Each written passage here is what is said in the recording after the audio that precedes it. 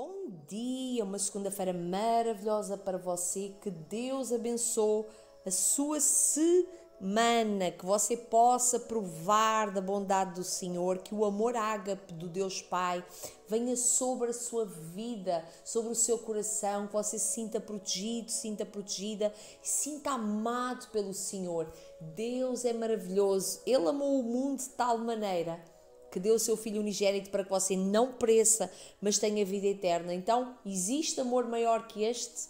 Talvez você ainda não tenha conhecimento deste amor, mas a verdade você pode conhecer e a verdade liberta você. Então, eu clamo para que o Espírito da verdade venha sobre a sua vida, sabe? Os tempos são maus e existe muito engano, muitas frases feitas, muitas filosofias vãs, e o Senhor Jesus nos disse para nos acautelarmos com o fermento dos fariseus. O que é o fermento dos fariseus? Os fariseus daquele tempo hoje em dia também existem, não é? De outra forma, o fermento dos fariseus ele simbolicamente estava a falar de coisas que eles estavam a acrescentar, os religiosos daquele tempo, ao Evangelho. O que é que os fariseus naquela altura faziam? Eles conheciam a lei, conheciam as leis perfeitamente, tentavam obedecer às leis, mas queriam que as pessoas obedecessem a metodologias feitas por eles, criadas por eles, e diziam que quem não obedecesse àquelas metodologias, àquelas religiosidades, aquelas regras que eles criaram, ou seja, de lavar as mãos. Na Bíblia não fala que você tem que lavar as mãos não sei quantas vezes e da forma como eles o faziam. Então, eles pensavam que eram eles que estavam certos. Então, hoje em dia existem os fariseus também de outra forma. Jesus disse: acautelai-vos com os falsos mestres. A palavra também ensina a ter cuidado com as filosofias vãs. Foi o apóstolo Paulo que deixou essa mensagem para ter cuidado com as filosofias vãs. O que é que são as filosofias? A filosofia até é bonita, até você vai ver umas frases bonitas, umas descobertas da ciência bonitas, mas filosofias vãs não levam você para a eternidade, não levam você a lado nenhum. O que é uma coisa vã? É uma coisa que não leva, não tem nada que preencha o seu coração, esse vazio do seu coração, não é nada que traz direção para a eternidade. Então, entenda, Deus ama a sua vida, e você já ouviu isso muitas vezes. A maior prova de amor foi ali na cruz do Calvário, que você possa entender o amor. Jesus podia ter ficado lá em paz onde ele estava com o Pai, com o Espírito Santo, e ele não necessitava de vir aqui à terra, ouvir o que ouviu, aturar o que aturou, sofrer o que sofreu, e ainda se entregar numa cruz por mim e por si, se ele não amasse a sua vida. Entende-se? Então, não existe amor maior que este. Ele deixou-nos ensinamentos e direcionamentos, posicionamento que você deve se colocar. Aqui no versículo 1 do capítulo 10 de Mateus, ele diz assim: e chamando os seus 12 discípulos, deu-lhes poder sobre os espíritos imundos para que os expulsassem e curassem de toda a enfermidade e todo o mal. Então, isto aqui é um chamado de Jesus para os seus discípulos. Lá está, você já ouviu a passagem: há muitos são chamados e poucos são escolhidos.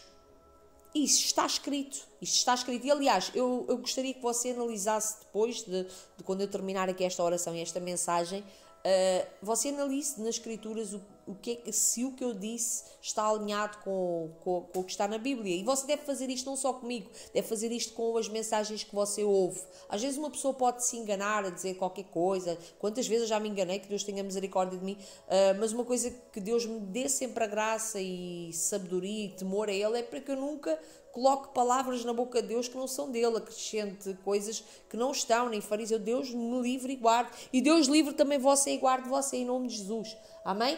Então, isto aqui é um chamado de Jesus. O que é que são os discípulos? Os discípulos são aqueles que escolheram. Jesus chamou algumas pessoas, mas eu creio que aqui na Bíblia fala de pessoas que ele chamou e que aceitaram o convite. Mas não sei, será que ele chamou outras pessoas e outras pessoas não aceitaram o convite? Muitas vezes já falei de Jesus para pessoas e umas pessoas aceitam e outras pessoas não aceitam. Então, é a escolha de cada um.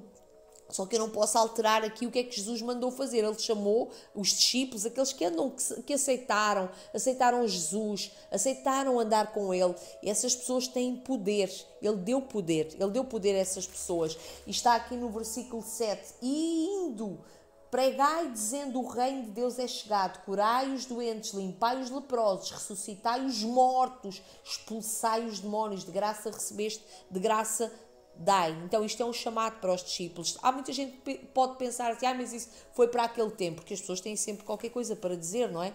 Mas você vem aqui no último capítulo de Mateus,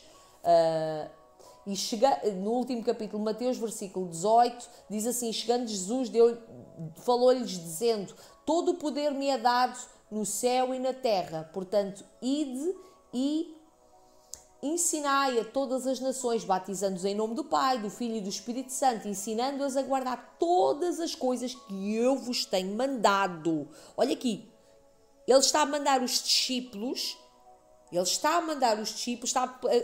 é uma palavra de ida, é uma palavra de ordem, para eles ensinarem a todas as nações, batizá-las e ensiná-las a guardar todas as coisas que eu vos tenho mandado. Então Jesus, o que é que Jesus mandou anteriormente? Expulsar demónios, curar enfermos, ressuscitar mortos, coisas que às vezes quem não crê, tem uma fé muito, quem não crê em Jesus não acredita que seja possível. Quem nunca viu, eu já vi, graças a Deus, todas estas coisas que Jesus mandou fazer, já vi tudo a acontecer, tudo, graças a Deus. Então isto lá está, você tem que andar com pessoas também de fé para você ver, pessoas que acreditam e pessoas que foram chamadas por Jesus, porque tem muita gente fraca na fé, porque até está a ser ensinado de uma forma errada. Eu ouvi uma ministração há pouco tempo de alguém ensinar as pessoas que ninguém foi chamado para expulsar demónios, que as pessoas não foram chamadas para expulsar demónios, e uma multidão a aplaudir aquela heresia dos infernos. Então, eu vos tenho mandado, diz assim Jesus, eu vos tenho mandado, e eis que estou convosco todos os dias, até à consumação dos séculos. Amém. Então, até à consumação dos séculos, isto tem a ver, não era só com eles, até à consumação dos séculos, porque os discípulos já não estão vivos hoje, o Pedro, o João não estão vivos hoje. Isto até a consumação dos séculos é para aqueles que escolheram Jesus, para aqueles que têm sido chamados neste tempo, para aqueles que aceitaram o Senhor Jesus, porque quem está em Cristo é uma nova criatura, mas é necessário nascer de novo. Então é uma comissão que Deus dá para quem quer, é para quem quer realmente seguir Jesus. Então as pessoas não foram só chamadas para adorar e cantar ao Senhor. Há um tempo, a adoração ao Senhor, a adoração a Deus é muito importante, ela quebra cadeias, ela mostra, mas Jesus está lá no deserto e diz para o diabo, porque há pessoas que dizem que nós fomos chamados para adorar, e a Bíblia não diz que nós fomos chamados para adorar. Jesus não está a chamar a samaritana, ele diz que chegará um tempo que Deus procura os adoradores em espírito e em verdade. É um chamado para andar no espírito, para negar-nos a nós mesmos. É muito mais profunda a adoração. Então Davi adorava porque ele entregou o seu coração, ele confiava, ele dependia de Deus. Jesus também disse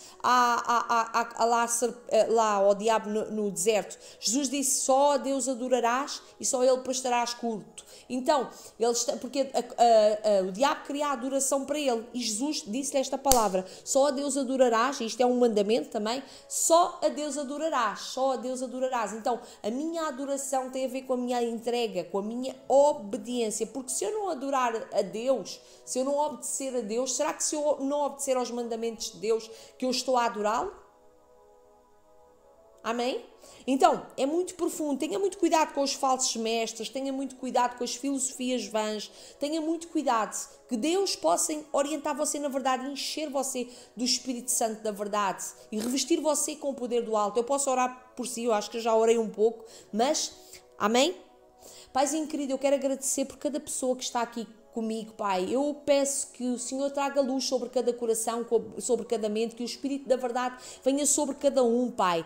Que realmente que haja luz, que a luz venha brilhar nas trevas, que o Senhor encha cada um deste poder, cada um entenda o seu chamado, a sua comissão e obedeça realmente ao Senhor Jesus, não como uma obrigação, mas como uma forma de realmente de adoração, de entrega, como eu vou entregar esta oração a alguém, eu vou expulsar este demónio, eu vou fazer isto e vou fazer aquilo porque eu amo o meu Senhor e o meu Senhor confiou em mim tantos dons e tantos talentos. Eu quero obedecer ao Senhor porque eu o amo, em nome do Senhor Jesus.